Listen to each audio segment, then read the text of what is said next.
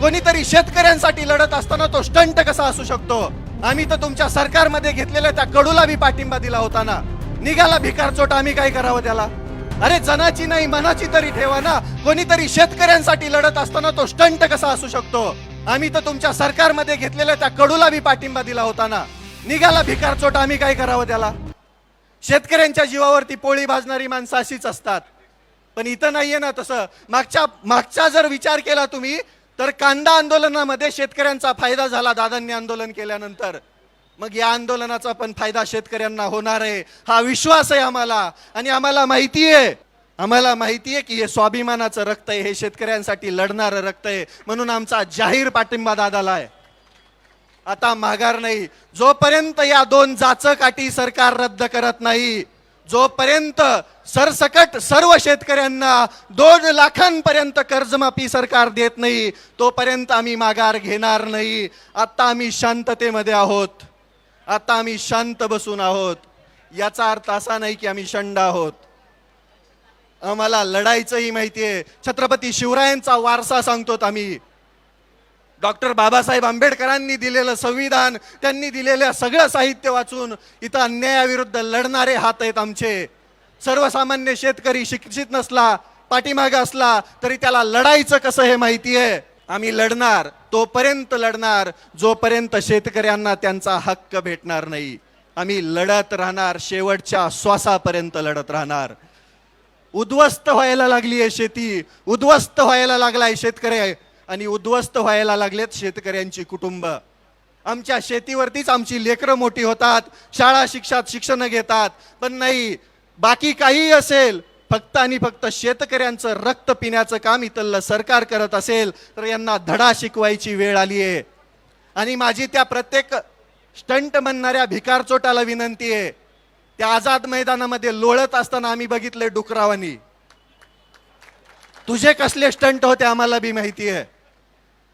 आणि जर लईच हिंमत आहे तर माझा पट्ट्याचा आता चॅलेंज आहे. 15 दिवस तू शेतकऱ्यांसाठी उपाशी राहा, तेव्हाच तू आम्ही समजू की तू बी शेतकऱ्याची औलाद आहे. तू पण शेतकऱ्यांसाठी लढतोय, तू पण सरकारमध्ये राहून शेतकऱ्यांच्या हक्कासाठी भांडतोय. हाय हिंमत नाही. सत्तेच्या वळचणीला बसणारी ही बांडगुळ कधीच सर्वसामान्य शेतकऱ्यांचं हित बघू शकत नाही. आणि जो शेतकऱ्यांसाठी लढतोय त्यांना पाठीमागं ओढण्याचं काम इथली हीच बांडगुळ करतायत. अजून एक होतं. तर मंडळी, होते रविराज साबळे. शेतकऱ्यांच्या हक्कासाठी त्यांनी हा एल्गार आता समोर केला. अन्यायाविरुद्ध लढाई शेतकऱ्यांचा एल्गार आहे. स्वाभिमानाचे रक्त आणि शेतकऱ्यांच्या हक्कासाठी शेवटच्या श्वासापर्यंत संघर्ष करणार. तर प्रमुख मागण्या आणि भूमिका: सर्व शेतकऱ्यांना 2 लाखांपर्यंत सरसकट कर्जमाफी मिळावी. सरकारच्या 2 जाचक अटी त्वरित रद्द करण्यात यावा. मागणी विरुद्ध लढाई, अन्यायाविरुद्ध लढाई. शिवराय आणि आंबेडकरी विचारांच्या वारशातून संघर्षाची प्रेरणा घेतली. आम्ही शांत बसलो आहोत याचा अर्थ असा नाही की आम्ही शंड आहोत. आम्हाला लढायचंही माहिती आहे आणि जिंकायचंही माहिती आहे असं रविराज साबळे म्हणतात.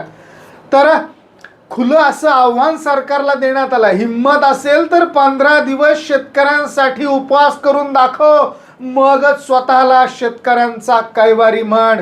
सत्तेच्या वळचणीला बसलेला बांडगुळ असतो, शेतकऱ्यांचं हित कधीच बघू शकत नाही अशी टीका त्यांनी केली. तर शेतकऱ्यांचं आंदोलन, कर्जमाफी, स्वाभिमान, महाराष्ट्र या सगळ्या गोष्टी यात मांडण्यात आल्या.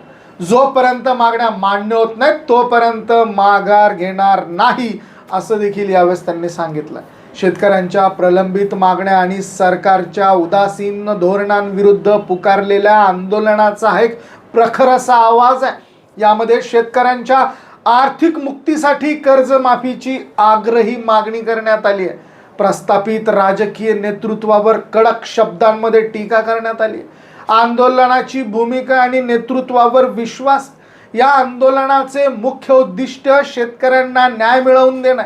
पूर्वीच्या कांदा आंदोलनात दादाच्या नेतृत्वाखाली मिळालेल्या यशामुळे याही आंदोलनातून शेतकऱ्यांचा निश्चितच फायदा होईल असा विश्वास या ठिकाणी व्यक्त करण्यात आला. हे आंदोलन केवळ राजकीय नसून ते शेतकऱ्यांच्या स्वाभिमानाचं रक्त असल्याचं सांगताय. अन्यायाविरुद्ध लढण्यासाठी छत्रपती शिवाजी महाराज, डॉक्टर बाबासाहेब आंबेडकर यांच्या विचारांचा वारसा स्पष्ट असल्याचं या ठिकाणी रविराज साबळेंनी सांगितलं. शेतकरी आंदोलनाचे वैचारिक अधिष्ठान आणि प्रेरणास्थान हे बाबासाहेब आंबेडकर आणि छत्रपती शिवाजी महाराज असल्याचं ते म्हणतात. तर यांचं मुख्य शस्त्र हे संविधान आणि शांततापूर्ण लढा असल्याचं रविराज साबळेंचं मत आहे. शेतीची दुरावस्था आणि सरकारचा निषेध या माध्यमातून करण्यात आला.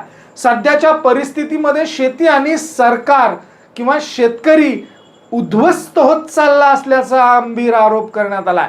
सरकार केवळ शेतकऱ्यांचं शोषण करत नाहीये, तर सत्तेत बसलेली काही मंडळी स्वतःच्या फायद्यासाठी शेतकऱ्यांच्या हिताकडे दुर्लक्ष करतात. सामान्य शेतकरी शिक्षित नसला तरी त्याला आपल्या हक्कासाठी कसं जगायचं, कसं लढायचं हे चांगलं माहिती आहे, असा इशारा देखील रविराज साबळे यांनी या ठिकाणी दिलाय. जर हिम्मत असेल तर 15 दिवस शेतकऱ्यांसाठी उपाशी राहून दाखव, तेव्हाच तुम्ही शेतकऱ्याची औलाद आहेत हे सिद्ध होईल. तर या माध्यमातनं विरोधकांना देखील मोठं आव्हान रविराज साबळेंनी केलं. तर आंदोलकांनी सरकार समोर स्पष्ट अशा अटी ठेवल्यात. जोपर्यंत या मागण्या मान्य होत नाही तोपर्यंत माघार घेणार नसल्याचा निर्धार व्यक्त केलाय.